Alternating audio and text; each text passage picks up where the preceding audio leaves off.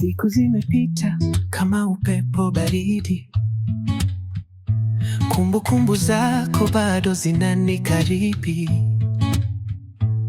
Mbona giza linafunika nuru? Maisha bila wewe nawekwa juu ya muundo mbovu. Huzuni yangu ni mto wa machozi, kila tone lina hadithi ya maumivu mazito. Kila pumzi ni mwito wa moyo wangu, nirudishie furaha njiani kwangu. Hello, hi, welcome back to the journey of grief. It is very nice to have you here once again on yet another episode. Thank you for continuing to support us, to watch, to share. We really appreciate it. So today's episode, I'm having a friend of mine, somebody I've known for a short while, but we have been able to touch on the topic of grief together.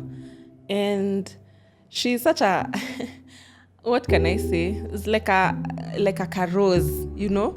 Like she's really, really pretty and bubbly and very warm, very receptive. Because when I first met her, it was at her place of work. And the way she received me at Akwasimu, like she was just really, really nice. And something struck me, which I will share later on after she introduces herself. And that's how we found ourselves in this topic of grief. And so I'm going to give her an opportunity to introduce herself.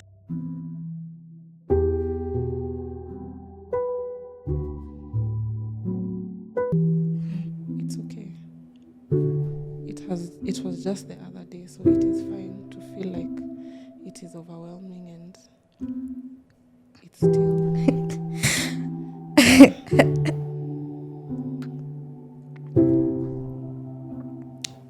Yeah, I used to wake up, go with her to her sessions, and then I'll go back to work. And during that whole time, she used to be strong. She still had so much hope. She wanted to live. Yeah. Like, my shush really wanted to live. So now, after going to get these drugs from Kahawa Sukari, these herbal or natural remedies, what happens? Do they work? Did they work? They didn't work. Yeah, because it was already tumor, it was already cancer. It was not something, maybe if it was another disease like blood pressure, diabetes, you know. Because right now, it was not preventive anymore. Yes, exactly. According to the results, they couldn't see any traces of cancer. They couldn't see anything like haijaruka anywhere. Yeah. Like, it's like the treatment worked.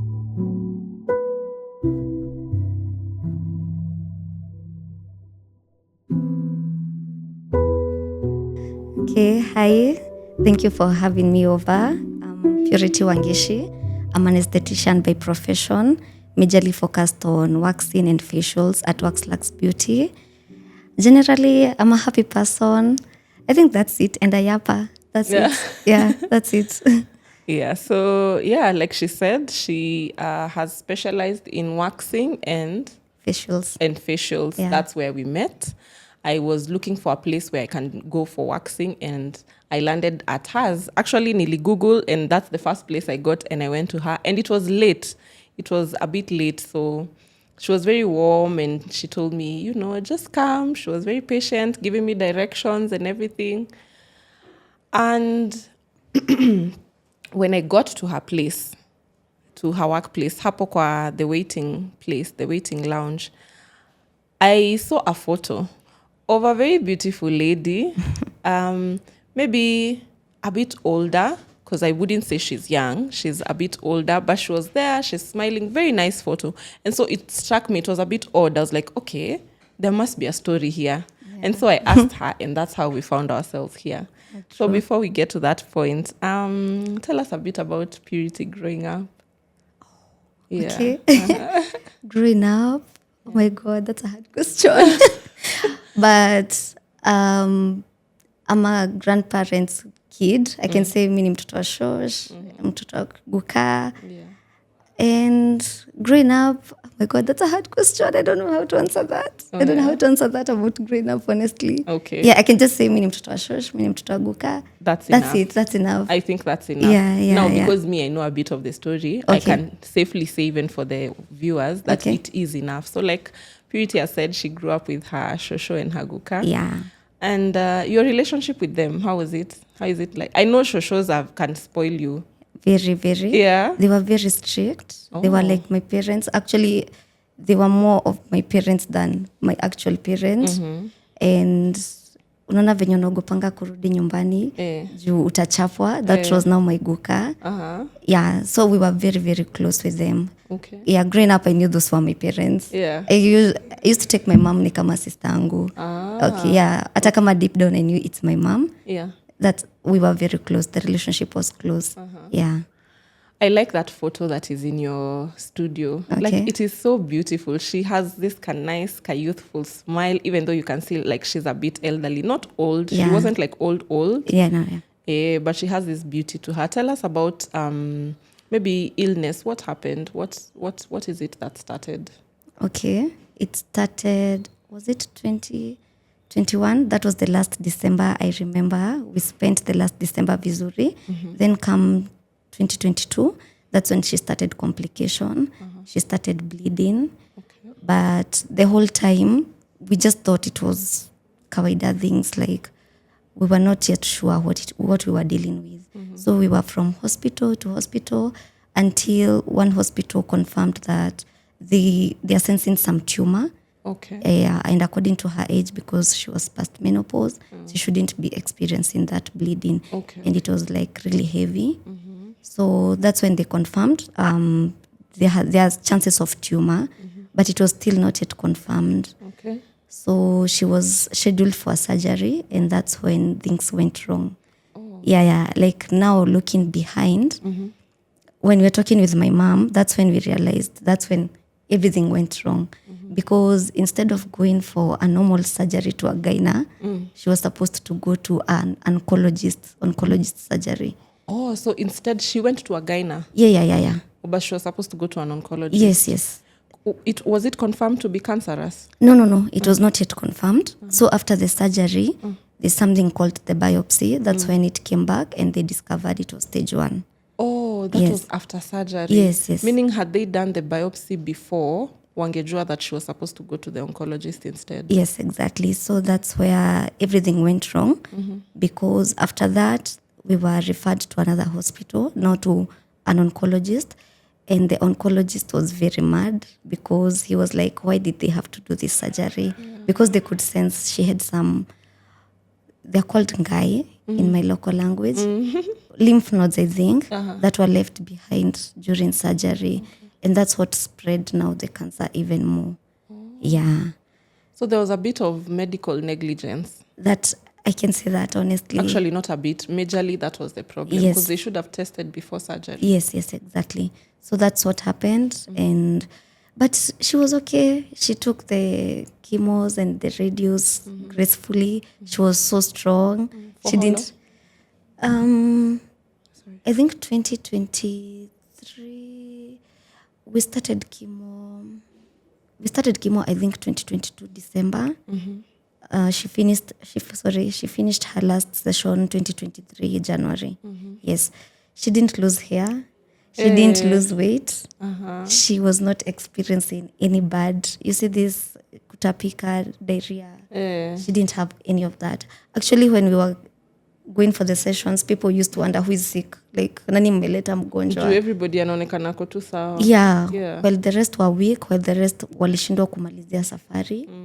When we started, she did it so gracefully, and she was so positive that she's going to come out of it. Yes.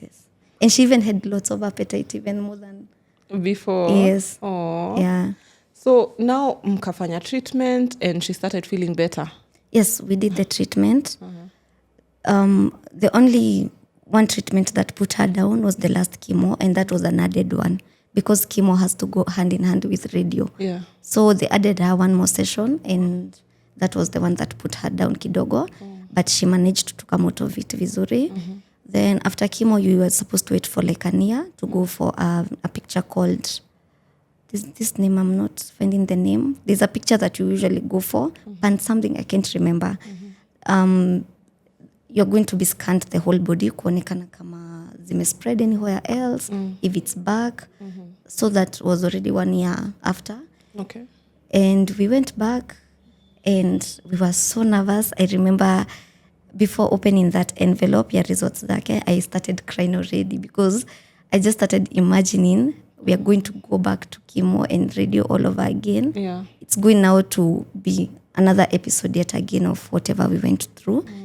But God willing, it was not seen. Like the cancer was not there. It was gone. According to the results. Okay. But apparently it was not. It was still there. Yes. Because according to the results, they couldn't see any traces of cancer. They couldn't see anything like haijaruka anywhere. Yeah. Like it's like the treatment worked. Yeah. But after a while, she started having back complications.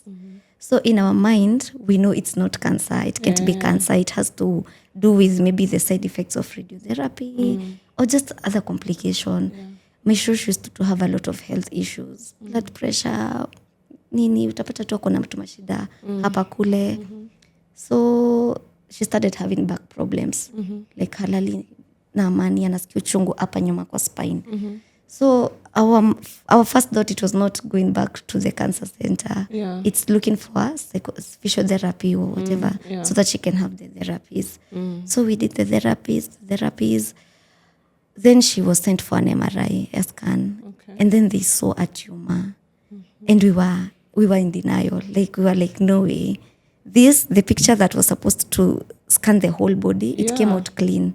Then you're telling us there is a tumor.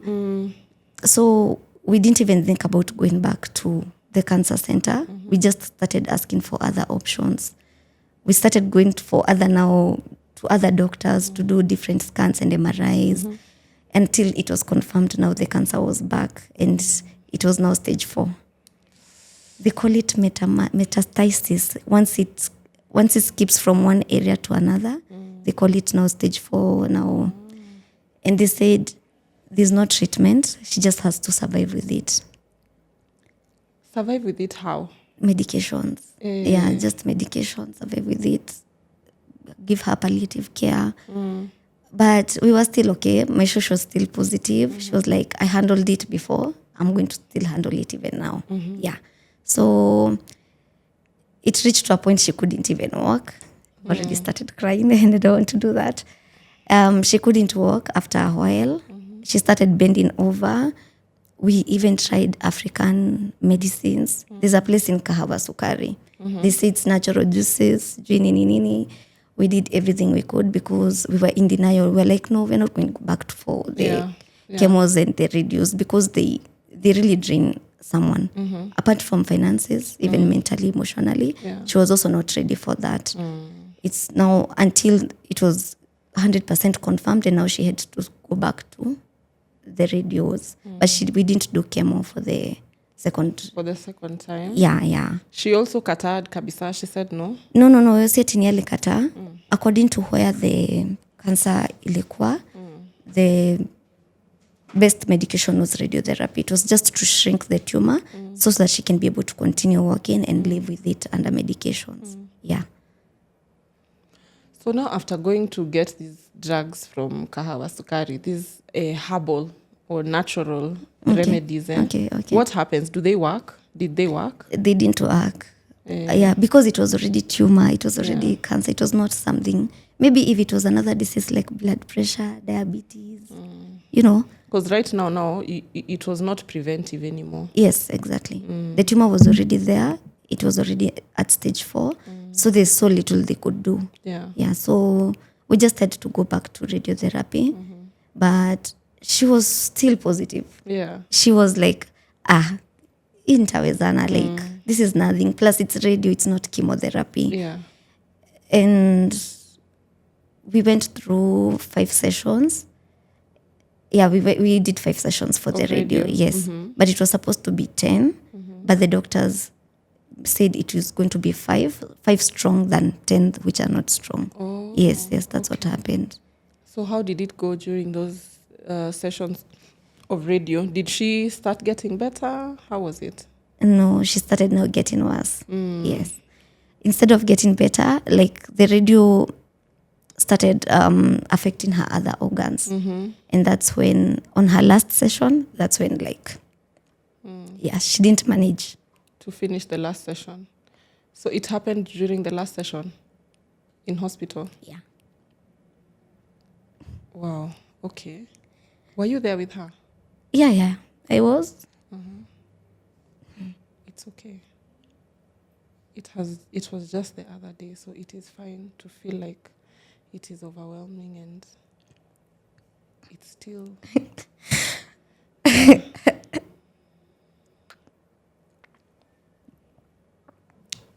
Yeah, I used to wake up,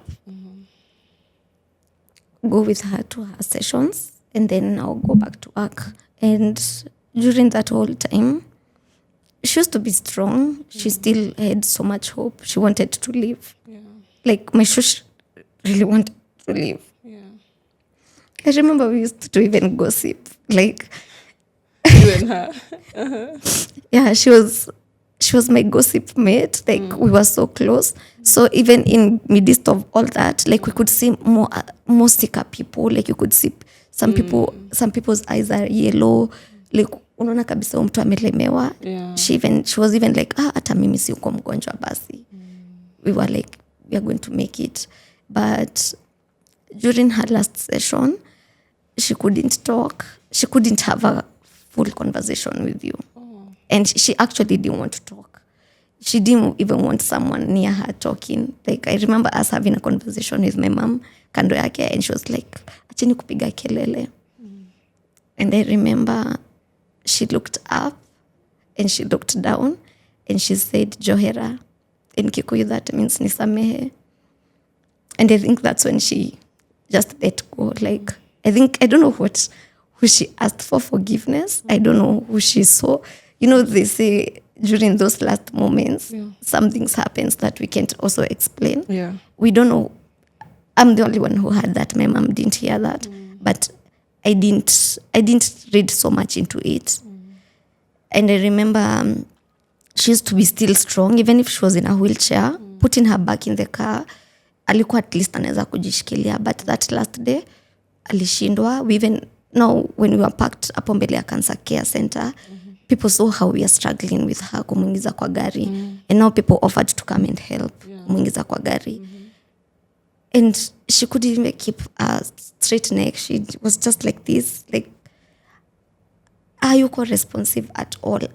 And I remember going back to work with a very heavy heart. I'm like, wow, this is too much, even for her. But I was so hopeful because it was her last radial. And I just thought, this is radiotherapy side effects. After like 1 week, she'll be okay. And the tumor will have shrunk and, we'll be good. We'll be back to normal. Yeah, but that was her last day. Did she ever, would you, looking back, would you say she ever saw it coming? Yeah, I would. After now the burial, that's when you start looking at things on a different perspective. Before she died, we are all in denial. We are never ready to let go of our people. Never. Even if hata akiongea ni kama nataka kwenda, you're like, no, like, no way. 2 instances that made me realize that I think my shush saw it, ama she was ready. We went to her home place. Her mom is still alive, by the way, 100 years and kicking. So we went to visit her mom. And I remember when she was going back in the car, she told people, December, I'll pay for everyone's fare, transport. Mkuje kwangu. We eat together. Yeah, mi hamtakuja mazishi kwangu December. Tutakuja kukulania. And the same December is when she died. I don't know why I thought that had a connection somehow. The fact that she specifically mentioned December, and it's the same month she died. And there's also another instance when we were in the house. She just snapped and just told me, Purity, nikienda nataka hivi na hivi. She just told me like siku kufa na kufa Purity, lakini neza taka hii na hii ifanyike. Like it was like she was preparing me, but hataki kunionyesha she's giving up. Yeah, she just kept showing me she's fighting. But now looking back ndio I realized, wow, she had already started like letting go. Plus she was in so much pain. Like her body was in so much pain. She kept saying askika mwili yake ni yake anymore. She kept saying mimi nasikia mwili ni mzigo, ni kibuyu, like mniacheni tu nipumzike. Yeah, she was in so much pain, a lot. She used to cry a lot. She used to scream a lot. The cancer was so painful on her. Yeah. But she still kept going. She still wanted to fight. Yeah. Cancer is such a monster. I don't know. My mom also had cancer. Okay. And hata yake pia ilikujanga hivyo. The first one, the breast, akatolewa, and she got better. Radio came on a radio and she felt better. It came back after, and now it was evil, stage 4, and it had spread and spread and spread. And I want to ask you a weird question. Okay. Is there something you regret about your relationship with Shosho? Not even one. Not even a single one. Kama ni kumpenda, you loved each other kabisa. Wait, there's something you mentioned about flowers. Ebu tell us about that. Yeah, Mishush loved flowers so much. Hata sasa ukienda kwa nyumba yake Murang'a, you'll see the house is decorated with flowers all over. Yeah. She used to have flower beds all over. No, hata kunizo flower beds anymore. There's no one who cares about flowers, I think, anymore, like more than Shush. And I remember even gifting her every time on her birthday. So when I started earning money, my first job, I promised myself like I'll be gifting her, even for no reason. Like I remember taking her flowers for the first time in December, and she was so happy. Alitembea na hizo maua in every corner of that homestead. Kutoka kwa mlango, I even have the pictures, kutoka kwa mlango hadi kwa gate. Sizo ziko kwa vase already. Anasema leteni maua nipigwe nazo hapa picha. She loved flowers so much. And now I promised myself, because now I had already started earning, I'll be buying her flowers. On her birthdays, when I go home after a while. Yeah, she loved flowers so much. Yeah, that's it. You guys really shared such a beautiful bond. A very strong one. I remember actually during maandamano, when she had speculated nilikuwa nimeenda maandamano, the first thing she told me, Purity, nikipigiwa simu niambiwe sijui uko wapi, umepatikana wapi, nakufa before niambiwe umekufa. She was like, I can't survive without you. Like, how do you expect me to survive without you? And for some reason, not to be selfish, but for some reason, I always say maybe whatever happened because God knew she wouldn't survive without me. If it was the other way around, I think tungezikwa the same day. I'm sure she couldn't have survived. That woman wouldn't have survived. Yeah. So we shared a very that was more than even I don't know what that was. She was my best friend. Yeah. Anything slight happen kwa mishangu, she was the one to know first. Plus she's been there all my life. She's the one who has taken me to good schools. Kama ni pocket money, helped me with every stage in life. So she was my person. I can say she was my person. Yeah. And even to where you are right now, she had a huge role to play in your current business. Yes. Actually, scratch the maandamano part. I think it was about the vaccine. That's when she mentioned that. I think kumekuwa na those 2 instances zenye ame mention about me dying. She wouldn't survive. Yeah, it was about vaccine. So I started with house calls. Okay. Because now I quit work to take care of her. And now I was really struggling to bounce back. It was during that 1 year when she was getting better. And I'm like, you know what? I can try going back to work now. And I tried 8 to 5. I tried online things. Nothing was working. That's when I decided I want to have a skill that I can employ myself with. And because I didn't want to start kuwasumbua na pesa, na pia sina pesa, I started house calls. House calls was a very low budget thing. Just your equipment and fare and just going to the client. And I used to hide it from her. until she found out about it. And coincidentally, it was during that femicide era that was on the rise, especially around Resambu and all that. Yeah. And that's when she learned that I'm doing house calls in other people's houses with the rise case of femicide. And she was like, Purity, nikiweza itoa mwili ati umefanyika kitu mahali juu ya ukitafuta pesa nitakufa before hata nikufe. That's now when she said that. And that's when she was like, just look for a shop.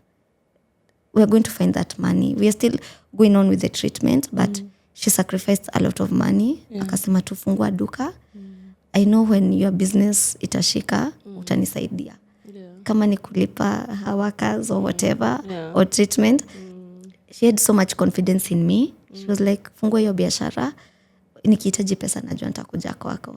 Yeah, that was the whole story behind. She was your number one cheerleader. 100%. She was never skeptical about this waxing stuff, because I know maybe a lot of people who are kina now Shoshe's age, they would be a bit like, what do you mean you're doing waxing? How was her reception to what you're doing? A funny thing, she didn't even question. Really? I don't know if it's because she was sick and her mind was not even hayekuko like kuuliza maswali mingi. Yeah. But my shush was mtu wa dig in, kutaka kujua exactly what you're doing. Even she had to even want to know who are my neighbors around at work. Ni shop gani zingine zimeko huko. But I just told her, nowadays watu wanalipa kwenda kutolewa nywele instead ya kunyoa because of the good results with it. Yes, with waxing. Yeah, so I just told her it's a new thing, it's a modern thing. She didn't even question. She was like, this is what you want to do, ni sawa, you go do it. Shosh was the best. Yeah, she didn't question. Actually, I expected her to question a lot. But of course, singemwelezea na Brazilian. I explained with armpits and facials. Yeah, nili explain with that. Brazilian, not so much, but she was smart, so she knew. Definitely. That also was part of it. But she didn't question. She didn't make it uncomfortable for me. And that was a good thing. Very good thing. Yeah. So that time has passed when... Now the radio, that last session, Nini, and then you've done. First of all, there's something you mentioned. Sorry, to our viewers, I might mention some things because we had a conversation before. Oh, okay. And so there's this part of you that is introverted.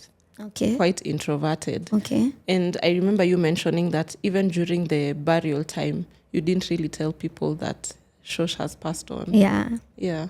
Tell us about that season. Okay, about not sharing about my shows, it was because of how she wanted also her burial to go on. Like she didn't want people being included so much in her sickness journey. And even in her burial, she didn't want mambo mingi. She was just a very simple person. So I think she had already groomed me into coping with that mechanism. You're just dealing with it on your own. If it was me, like without my shosh, I would have wanted to share, I would have wanted help, I would have wanted to talk to people about it, but I respected her boundaries. She didn't want, actually, hata watu wako walishtuka sana when they were told that amepass. They were like, what? Kwa nini? Like, they didn't even know for the last 2 years she has been battling with a disease.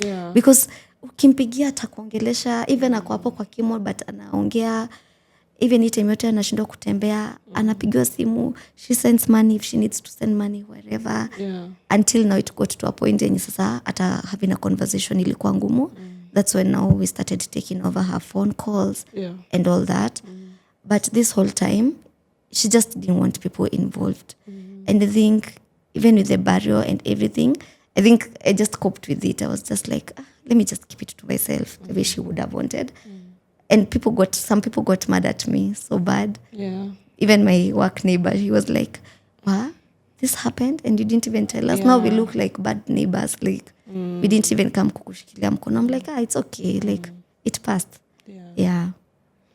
I really I understand why like your work neighbor would have been mad, because in our African culture, we know we've been taught how to stand together with each other in good times and in bad times. There's that sense of community.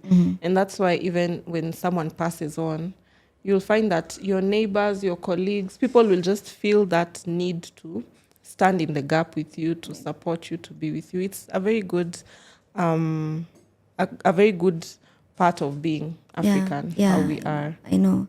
So how was it now coming back to work after the whole thing? And now, unfortunately, life has to go on. Yeah. How was that? It was really, really tough. It was tough. Yeah. That was the toughest part of my life, I think, after now the burial, apart from accepting that now I don't have a shush, my best friend is gone. It was tough. I remember even wanting to close down the shop because I was so mad at the universe. I was so mad at everything. I didn't want to see people. I didn't want to talk to people. I just wanted to isolate. Yeah. So, and my work needs a lot of socializing, making people comfortable, laughing with people. Yeah. I knew it was going to be hard for me to go back to work. I closed down for a few months because I remember I didn't work the whole of December and January. And I even looked for someone to buy my whole business. Like I didn't want to talk to people anymore. I was just looking at, what if I sell this business? I look for another business that I won't have to deal with clients on a direct occasion. Like I don't have to talk to them daily. I don't have to show up when I have a heavy heart. But one client called me. I remember she said, Purity, please usifunge down your business. Like I told her, Mimi, I'm not coming back. Just go look for somewhere else. Anza kutafuta tu mtu mwingine wa kukuworks. And she was like, usifunge please. We are going to go look for somewhere else for this month and even next month. But when you come back, we are going to come back and we'll be here. That now made my heart feel, oh, okay. Yeah. So watu bado wataningoja no matter how long I take.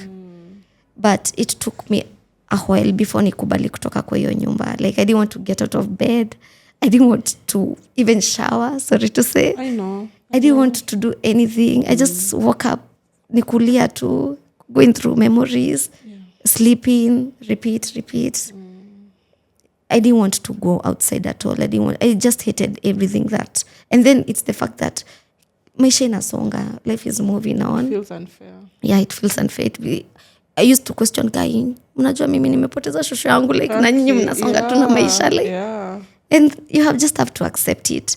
But nilijikaza tu. I just woke up one day, dressed up. I said, I won't even post I'm back. I just went clean the shop. I was like, let me just go try and see if I can actually go back. And yeah, when I went back, I was received with so much love. Yeah. Clients brought me so many flowers, chocolates.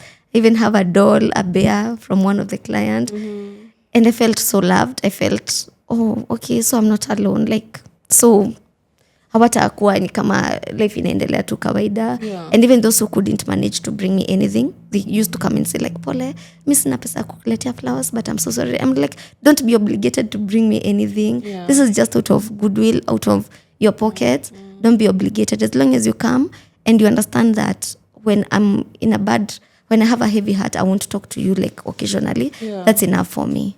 Because that was my biggest fear.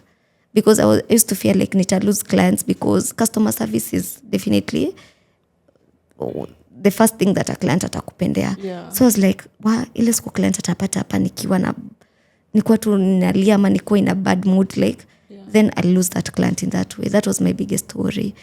But my clients have made it so easy for me. Yeah. Very easy. Like it was a very easy transition, I can say honestly.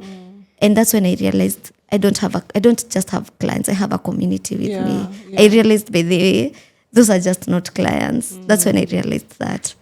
God bless the hearts of your clients. Yeah, very. We're usually told, just be kind. Exactly. Be kind. No matter where you go, be kind to people.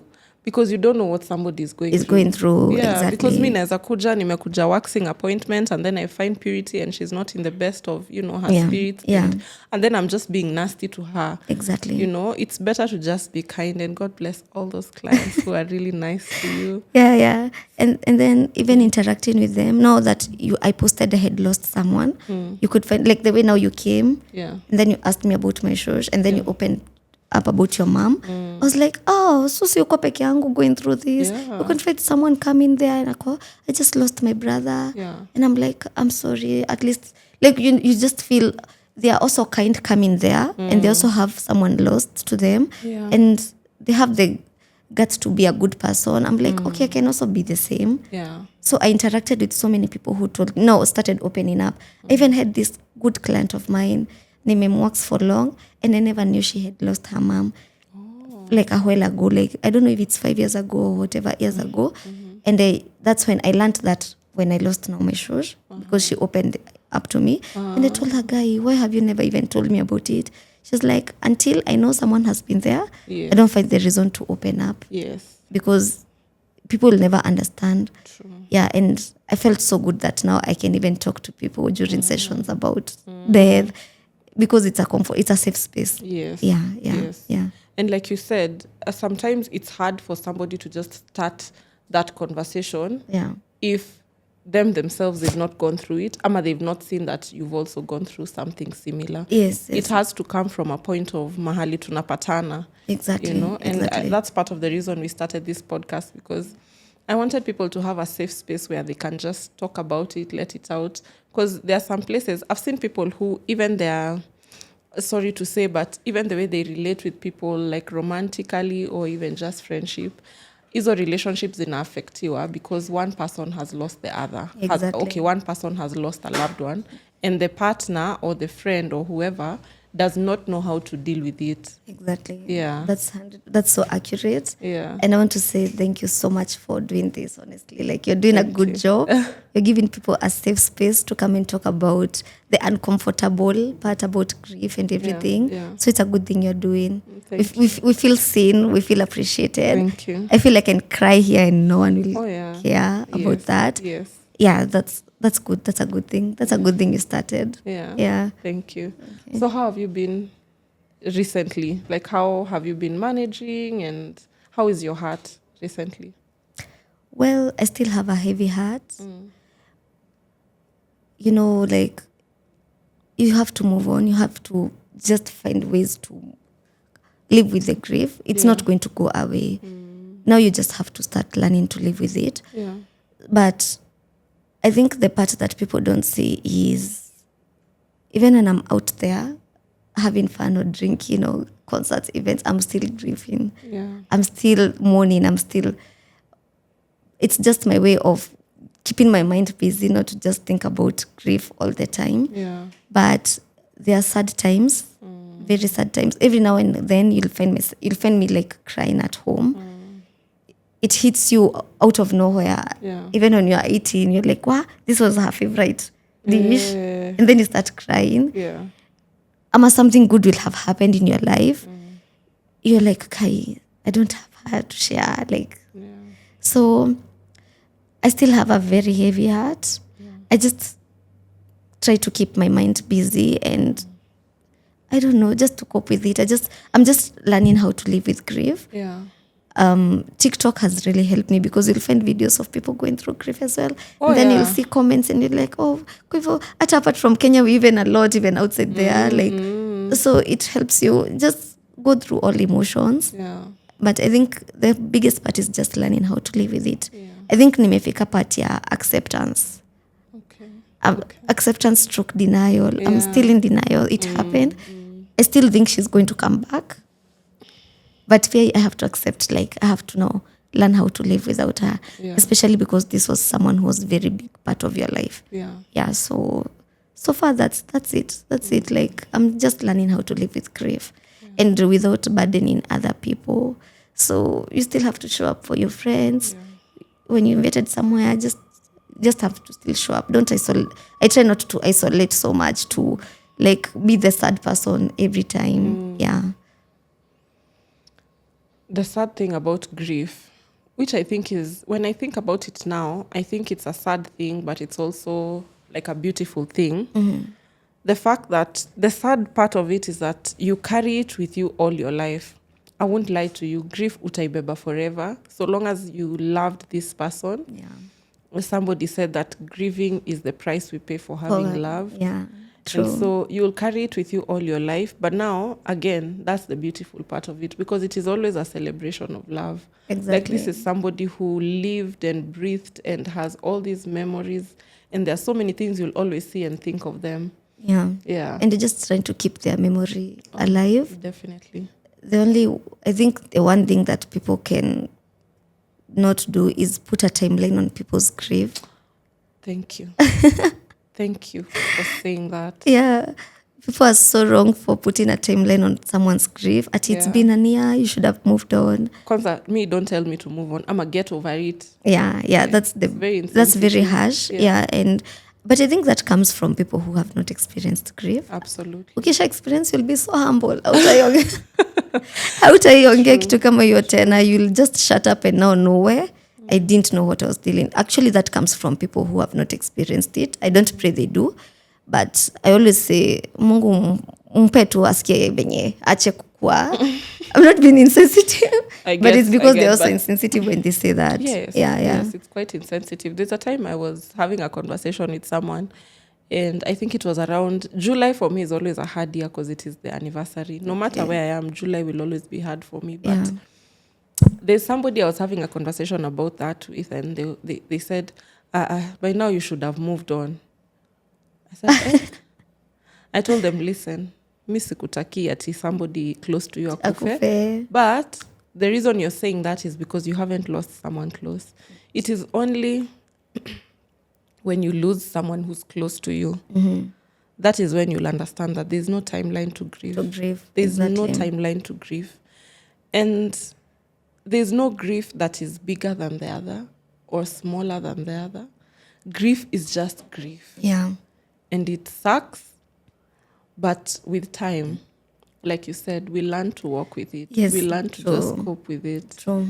So there's the last part of this show that is called One Last Phone Call. Okay. So one last phone call, you usually pick up your phone. Oh. And so you just pick up your phone. Don't do that. Do you think you'll be able to do it? I can't. Okay, but let me listen first. Let me just explain how it is. So one last phone call, you take your phone and then you make that pretend call. It's like you're calling Shosh one last time, and you just have one last conversation with her, just like 1 minute, and then now we will close the show. I can't. It's a bit hard right now. It's okay. It's fine. I can't do that. It has not been cast on stone. Si lazima uifanye. I totally understand it. Yeah. Yeah, I can't do that. It's too heavy for me to do that. I understand. Yeah. I understand. Yeah. But I wanted to go back to your part and you umesema about downgrading grief. Yeah. Because I feel like this podcast is also about creating awareness and people understanding how different people are coping with grief. Yeah. I saw a very insensitive comment on TikTok of someone who had lost their grandpa, and someone had commented. I even screenshotted that part. They were like, "Ni kukako, alikuwa shaishi life. He had already lived life. It's your kuka. And it's not your mom. It's not your dad. Like, you shouldn't be this sad." That made me so mad because I remember if you ask most of my clients, apart from Wewe, if you ask most of the people on my WhatsApp, no one knows it's my shushu died. Yeah. Maybe on Instagram, that's when Nime highlights it's shush. I rarely post that it's my shushu died because the moment people realize that you are mourning a shush, they'll be like, it's not your mom, it's not your dad. But people don't understand that was my mom, that was my dad. Like, that was everything to me. I hate it how people even disgrace that it's your uncle. These uncles are someone's 100%. Yeah, and you don't know the kind of relationship they have. Yes. You absolutely have no idea. Yes, I wish people could just not do that. Yeah. Like, the fact that I lost an uncle or a brother or a shush, like, that was someone who was dear to me. Yes. Yes. It shouldn't just because you lost your mom or dad, that's it. No. There's more to our moms and dad. Those are more even our parents, even more than some of our parents were. Yeah. So I was waiting for that part to talk about in this podcast because I would want it to be more aware so that people can stop downgrading. Yeah, the level of grief that you should feel for a certain person. Absolutely. That was. Yeah, so I think we all agree that we need to be kind with each other. Let us be sensitive. Wacha tukue watu. People, let us tukue na utu. Yeah. And if you're not the one who's going through that grief, wachana na huyo mtu. If you have nothing good to say to them, nothing encouraging to say to them, I'd rather you don't say anything. We Peter to your post. Peter, exactly. Keyboard warriors, please leave people who are grieving. If they want to post whatever they want to post, let them post. And it's not up to you to have you don't have something ya kupima ati whether this grief is supposed to be heavy or light. It's not up to you. Let people grieve the best way they know how. And if you're a professional, you feel like you want to advise, use the right channels. Don't go there being a keyboard warrior kwa comment section telling people how to grieve. Yeah, true. Yeah, so I think today we've just learned about kindness. Let's just be kind to each other. Whether it's in a workplace, whether you're going somewhere for a service, be kind to everyone because a lot of people are going through grief and we don't always talk about it. People don't just go out saying, oh, I lost this person. Apana, let's continue to be kind to each other. And yeah, when you can, walk the grief journey with someone. Yeah, true. Yeah, 100%. if you find somebody who your heart is comfortable having conversations with, imagine, do it. It will help. To some extent, it will really help. Yeah, true. That's true. Thank you so much for coming. Thank you too. Thank you so much for all the strength you've had today. Yeah. And please allow me to just tell you, it's okay to cry. Yeah, you don't have to beat yourself up for crying. Yeah. Yeah. Thank you too. Thank you for having me. Okay. Me, I cried 10 years later. I wept like she had just died. Yes. Okay. Yes. So see why you beat up at it because of crying. Yeah. It is love that is just coming out in liquid form. In different forms. Yeah, true. Yeah, so thank you so much. And yeah, we are going to hook you up with where you can find her for all your waxing and facial services. Yeah, and it has been good. Me too. Yeah. Thank you so much for having me over, June. Thank you. I actually appreciate our paths crossed. Yeah. Because I feel we have much to build apart from the client and whatever. Yeah. So I appreciate. Me thank and you so much. We are working on something. We are going to tell you in due time. Dili Kivana to our show, to our plug. Thank you so much. Yeah, so thank you so much for watching. Until next time, bye. Huzuni yangu ni mto wa machozi, kila tone